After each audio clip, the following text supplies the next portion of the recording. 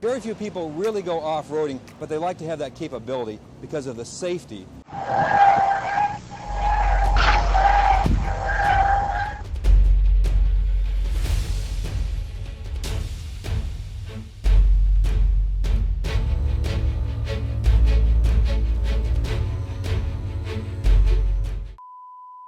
What's up, guys? It's Jason here, and welcome to my YouTube channel, Auto Insight. Have you heard of Suzuki Motors before? You might remember some of their cool compact cars or motorcycles from a decade ago, but then what happened? Their cars had a great reputation for being highly fuel efficient and inexpensive compared to many of their American counterparts. However, Suzuki sightings these days are becoming fewer and farther between. In fact, the company's US-based operations declared bankruptcy in 2012 with their Canadian operation following suit in 2013. The Japanese automaker no longer sells its vehicles in North America, something I found very surprising. But what's even more surprising is that Suzuki has continued to thrive despite its withdrawal from North America altogether. In this video, I'll run you through how Suzuki started, how the success was thrown out of the water from a scandal, and finally, why you don't see Suzuki cars on the road in the US anymore these days. By the end of the video, you'll be a Suzuki insider and you'll know which countries you're likely to see a Suzuki on in your next travels.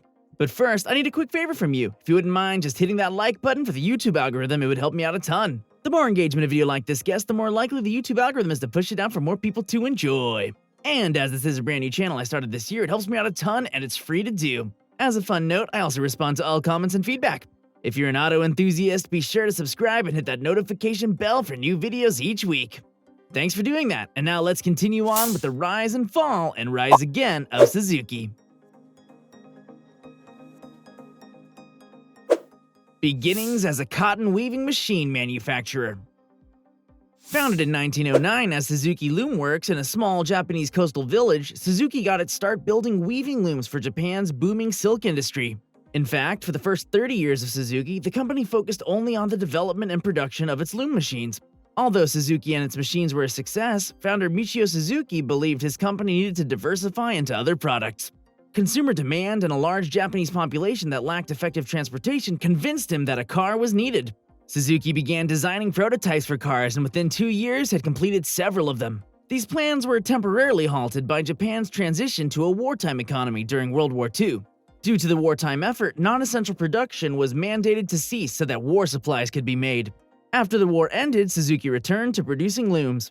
However, due to negative changes in the global cotton market, demand for cotton plummeted, which meant that domestic textile manufacturers in Japan were not ordering looms from Suzuki. Faced with these unexpected developments, Suzuki shifted focus back to motorized vehicles.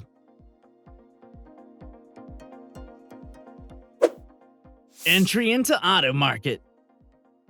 Here's a quick overview of Suzuki's automotive beginnings. In 1952, the company introduced its first motorized vehicle, a bicycle featuring a clip-on engine.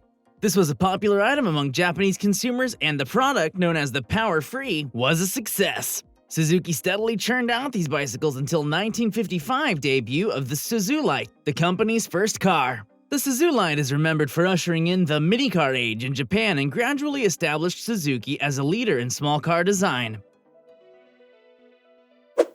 Motorcycle presence in the United States. Suzuki's entrance into the US came through another line of products that the company is still well known for to this day, its motorcycles. In fact, Suzuki's public presence was raised by several high-profile motorcycle races that featured riders on Suzuki bikes. These events brought good publicity that did much to increase the company's brand internationality, and it was the motorcycles that paved the way in the US for cars to follow later. In 1963, a subsidiary called US Suzuki Motor Corp began selling motorcycles in Los Angeles, California. The rest of the 1960s and early 1970s saw Suzuki focused on motorcycles and cars for Japan, but the stage had been set for expansion on a larger scale. Suzuki's slow but steady expansion. Now, I would like to pause here for a moment and highlight one important part of Suzuki's expansion strategy. Despite their initial success in Japan, it was almost a decade before Suzuki branched out to other markets in the world. The company seemed focused on establishing a domestic base first before expanding into the West. When a company experiences initial rapid growth and demand for its products, there is a temptation to overextend, chasing promising new opportunities. Suzuki avoided this temptation, and I think the decision to focus on what worked at home allowed the company to remain relevant despite its failure in the US. Car sales. Looking back at Suzuki and their history in the US, a case can be made that the company never quite had a fighting chance in America. Despite an initial 5.3% equity stake in Suzuki made by auto behemoth General Motors in 1981, Suzuki got off to a rocky start. In 1984, Suzuki shipped its first batch of Cutlass cars to the US. GM had big plans for Suzuki's subcompacts and planned to import up to 100,000 cars per year. But because they were made in Japan, they consequently fell under an import quota that limited the amount that could be sent to the United States. The Japanese government only allowed 17,000 cars in total to be imported to the US that year, and a spokesperson for Suzuki at the time stated that cars would be sold in only 9 western states, which included California, Washington, and Oregon. Wow, only 17,000 cars out of their original goal of 100,000. This was certainly not a great start, but there was little that the company could do about it. 1985 saw Suzuki debut the Samurai in the US, which is a subcompact 4-wheel drive SUV. I remember seeing this car the first time and thought it was pretty cool, kind of like a Jeep Wrangler.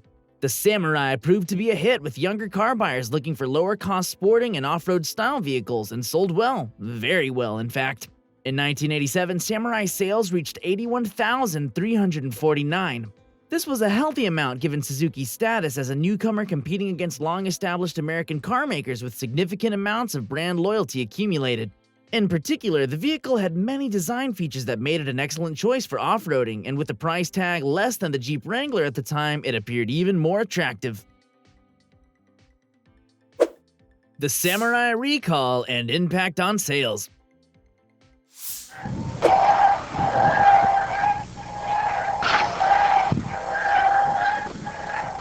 However, in 1988, the Samurai hit a bump in the road that proved damaging, although this was not the company's fault. That year, a non-profit consumer review and testing organization called Consumers Union, now known as Consumer Reports, made claims that the Samurai was susceptible to rollovers while being operated and criticized Suzuki for this problem. Consumers Union even pressured the US government to initiate a recall on the Samurai, emphasizing its susceptibility to rollovers. The National Highway Traffic Safety Administration opened an investigation into these claims, and their results concluded that the Samurai was no more prone to rollovers than any of the other vehicles in its class, which was off-road and sport utility vehicles. It was later discovered that the claims made by Consumers Union were essentially fabricated. Reports and videos surfaced that showed how the organization manipulated vehicle testing conditions in an attempt to engineer a Samurai rollover. The matter was finally resolved almost a decade later, but the incident contributed negatively to Suzuki's brand perception. Suzuki's response was to aggressively deny these claims and even offered a $2,000 cash incentive to its dealer network to continue selling the vehicles. This was a very generous offer considering that the base price of the Samurai was $8,495, representing a discount of more than 23%, and allowed dealers to cut prices while passing the savings on to the consumer. Wow, that was a really affordable car! What kind of car do you think we can get for that price nowadays? This action helped stem the fallout from the negative publicity, but sales did decline, hovering around 50,000 for the first 8 months of 1988. Even worse, in the first 8 months of 1989, less than 3,500 Samurais were sold. It's hard to know how bad the negative press surrounding the Samurai was for Suzuki. The company's quick denial and cash incentive to dealers was followed by corporate changes at the American subsidiary, part of the company's effort to preserve its reputation. Although the Samurai was in the clear, perhaps something about the nature of the claims brought against it troubled Suzuki. An expanded lineup of vehicles came toward the end of 1988 and the beginning of 1989, with the Samurai being de-emphasized in favor of new offerings such as the Sidekick and Swift vehicles. The Sidekick's design in particular suggests that the company wanted to avoid a repeat of the previous bad publicity, which featured a lower center of gravity than the Samurai had. Strategy, Sales, and Bankruptcy, 1989 to 2009. The 2 decades from 1989 to 2009 were a period of mixed results for Suzuki. The company expanded its lineup of vehicles to include different offerings, including vehicles geared more towards American consumers who preferred larger, higher horsepower cars. Sales in both the US and Canada were decent, but not spectacular. Part of Suzuki's strategy worldwide was built around key partnerships with automakers and dealers.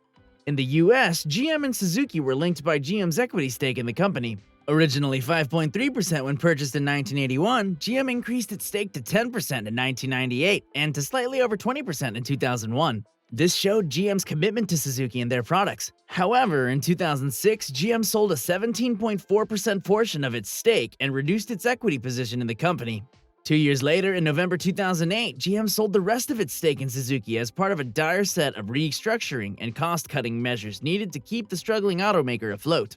And GM was not the only automaker hurting. The entire auto industry in the US was reeling from the effects of crisis and recession, including Suzuki. Sales dropped 17% in 2008 and then a massive 48.5% in 2009. Although the auto industry recovered in the following years, this was a serious blow for the company. In 2012, Suzuki announced their US subsidiary would file for bankruptcy protection and stop selling vehicles in the US. The following year, their Canadian operation also filed for bankruptcy and stopped selling in the country. Exiting North America. So why did Suzuki withdraw from the US and Canadian auto markets? There are several factors that I believe contributed to this decision, and I will highlight them here. Factor 1. Dealership network. Suzuki sold its vehicles in both the US and Canada through a network of dealerships. This network amounted to Suzuki's presence in both countries. However, this network of dealerships remained small throughout the duration of the company's North American presence. This was mainly due to Suzuki's smaller size and status as a relative newcomer, particularly in the US. Factor 2. Samurai rollover allegations. Although the Samurai was vindicated, the perception of Suzuki cars being unsafe continued to haunt the company for the remainder of its time in the US. It took the better part of a decade for the situation to be fully resolved, with Suzuki filing for libel against Consumers Union with the matter finally settled out of court. While it is hard to assess just how damaging this was to Suzuki's reputation and the public's perception of it, I think the timing of these allegations also hurt because Suzuki was still new to the US at the time of the claims. Factor 3. Financial crisis. The financial crisis of 2008 was a severe event for many companies, and car makers were especially hurt. Economic events such as recessions generally cause consumers to limit their spendings and put off expensive purchases not seen as essential, with cars usually in that category. I think that Suzuki wasn't strong enough to survive an event like this, given that sales were on balance decent, but not great each year. Factor 4. Cultural differences. The last factor I want to highlight is the cultural differences that are play in the different markets Suzuki serves. In the US, although many vehicle choices are available, the ones that dominated throughout the years were larger automobiles with comparatively more powerful engines. Although these were less fuel efficient than many Asian models, the notion of owning a physically smaller and less powerful vehicle was a consideration and trade-off that each buyer needed to decide. In contrast, a country such as Japan featured small cars from the beginning, with Suzuki being a leader in minicar production in Japan. Although these differences don't account for the buying preferences of all consumers, it is worth noting that social and cultural perceptions surrounding a product can affect the level of success in a particular market. Although not the only factor influencing Suzuki's decision to withdraw from North America, I believe this helped the company reach that conclusion. Conclusion.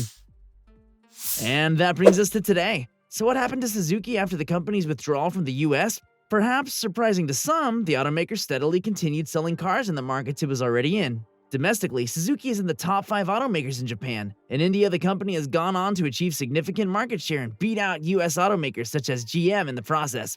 A rapidly growing Indian middle class seeking economical and affordable automotive transportation was a trend Suzuki, who had been operating in the country for years through its subsidiaries and partnerships, is well positioned to capture, and it has taken advantage of this. Indonesia is another country that Suzuki has gained a stronghold in. With its joint ventures with both Indian and Indonesian automakers, Suzuki has grown a small footprint first made in the 1970s to a significant presence in the auto markets of those countries. Despite the size of the American auto market, Suzuki's absence does not seem to have affected the company in the least. As it continues to manufacture cars for markets both domestic and abroad, the Japanese automaker is poised to remain a relevant presence in the manufacture and sale of cars worldwide. So with that said, thank you so much for watching my video. As this is a brand new YouTube channel I started this year, there was a significant amount of research and production that went into making this video possible, so if you wouldn't mind giving this video a like and leaving a comment in the YouTube section below, it would really help me out a lot. Did you ever hear of Suzuki before this video? Be sure to check out some of my other videos like the rise and fall of Honda and the rise and fall of Topshop. Thank you again for watching, and stay tuned for another episode of Company Insight next week.